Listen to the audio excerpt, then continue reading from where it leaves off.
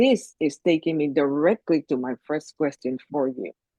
And I would like to know what initially inspired you to focus your research on Afro-Latino, Afro-descendants representation in Spanish language textbooks and curricula.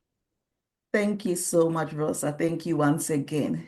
So, what got me interested in researching Afro-Latino and Afro-descendant representation in Spanish textbooks and classes? It was really a mix of personal experiences as a Spanish student and things that I noticed when I was teaching as a Spanish professor. So, as an African woman, I am specifically from Ghana in West Africa. And I just couldn't help but notice how little representation there was of African descended people in the materials that we were using in our Spanish classes. How little African roots were, how little African roots in Latin America were mentioned in these materials.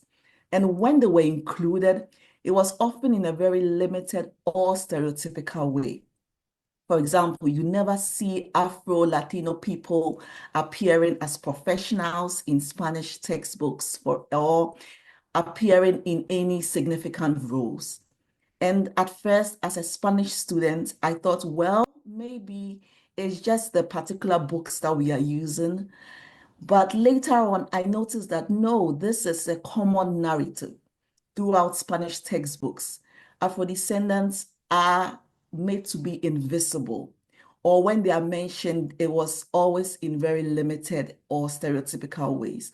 And that just didn't sit right with me, especially knowing how large and important Afro-Latinx communities are in the Spanish-speaking world.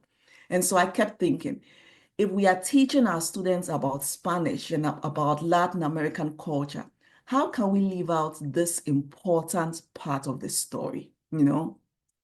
I started to dig deeper and I wanted to know, why is this happening?